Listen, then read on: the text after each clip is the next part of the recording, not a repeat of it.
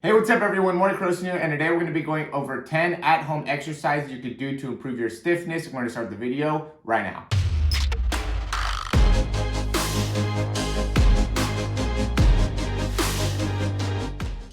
All right, so I got some recommendations here recently about building up stiffness when it comes to sprinting, and so I thought I'd go over some of the exercises that would be best for this. This isn't all the exercises that I think could be beneficial, but these are the top 10 that I think could really make a big difference, and really most importantly, it's things that you could easily do at home. We're gonna go right into them. I like to go over some of the mechanics of it, so I'm gonna show you these exercises, but then also kind of walk you through what are some of the main things I'm doing. So first thing here is single leg RDL. As I'm going through, I really want to try to focus on keeping my weight as much as I can on the inside part of the foot. You can see how I'm falling a little bit more to the outside. You know, it's something that you want to be able to try to work on and improve there, but you want to make sure that you're able to transfer all the way through as you come up, keeping that back nice and elongated, and just try to keep that knee as straight as you can as you go through. Next one here, again, you could do unweighted, you could do weighted. I like to do these with a barbell on my back if you have the opportunity to do it weighted. And so what I'm doing here though, if you notice, I'm really trying to focus on keeping my heel up as I'm going through the actual range of motion here. And that really helps build up a lot of stiffness within the ankle and also just the lower body in general, builds up the hamstrings a little bit more. And then on the back side, I am trying to keep my big toe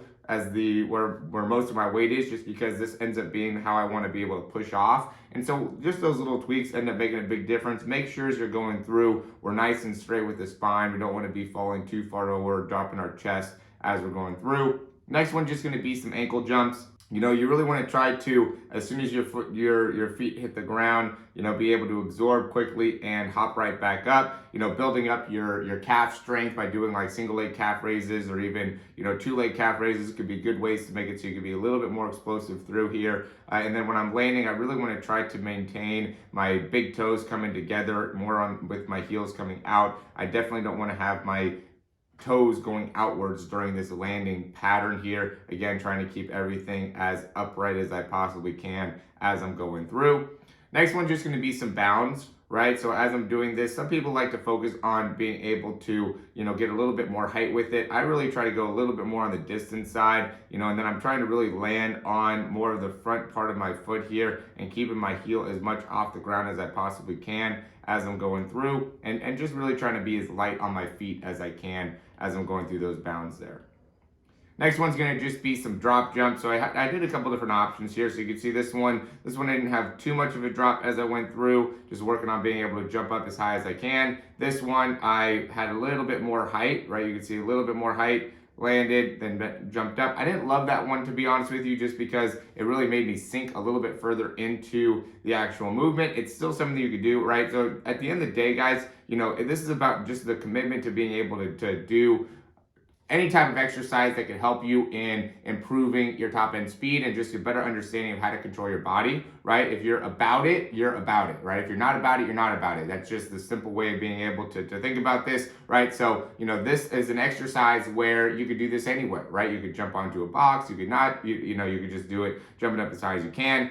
You just want to be able to maintain some type of consistency when it comes to building up stiffness, bounds, you know, ankle jumps, vertical jumps. It will get into sprinting as well. All these things are things that you could easily implement into your daily activity to make it so you could build up stiffness, right? And at the end of the day, again, it's about the consistency. So I just hear so many excuses about why, you know, they can't do this, can't do that. Don't want to go too much on tangent here, but next one, lateral jumps. Small box, this is about 18 inches. Doesn't really matter the height per se, but you know, you do want to do something that's going to challenge yourself, going to do something that's going to make it force you to have to get knee extension and ankle plantar flexion while hitting the ground, right? Just to make sure that we're, you know, ankle really dorsiflexion and plantar flexion, just to be able to really build up that stiffness, right? If you're not doing an exercise that's going to really focus on your ability to land, then it's not going to help you out as much out with the stiffness side of things. Just going to quickly interrupt this video to say if you like the information, go ahead and click that thumbs up, subscribe down below, and we'll hop right back in the video. Here's going to be tuck jumps. You know, as I'm doing this, I'm really trying to keep myself as upright as I possibly can. You know, you can see I'm leaning over to the side a little bit. You know, I'm losing some stability within the knee there. But, at the end of the day, we want to be able to control the best I can. And then when I'm landing here, I'm really trying to reach towards the ground the best I can with my knees and also with my feet. At first, I used to try to get more dorsiflexion here, but looking more into like Usain Bolt and how he runs, he does go and kind of point his toe while he's hitting. So now I'm just trying to really be able to build up as my foot's hitting the ground here, trying to be able to transition off and keep my weight forward the best I can. It's a hard thing to be able to do because over, the period of, or the course of my life, I really developed a sense of balance that I think is a little bit further back in my foot. And so now I'm trying to rebuild, that sense of balance to a little bit more of the front part of the foot. And, just trying to work on being able to understand how to control that a little bit better is really my main focus here, especially on my left leg. My right leg, I'm pretty good at being able to kind of land and push back off and have a lot of, just naturalness to it, right? It just feels good when I go through and land on my right foot and try to transition off. Where my left foot, I just don't feel like I transition as well, right? I feel like I bend over more to my side. I feel like I have to bend my knees more, just not as good of a feeling overall. So I'm really trying to work on being able to better control that left leg overall. And then we got single leg broad jumps here, right? This is something that, it's a staple into my programming. And again, making sure I'm not leaning too far over to the side here, and also trying to get as much extension when I land, right? That ends up being the biggest thing is, trying to get extension in your feet or in your leg, right? So as I'm hitting the ground, I'm trying to extend, I'm reaching towards the ground. I'm not letting the ground come to me. I'm reaching towards the ground and utilizing that as a way to be able to generate force.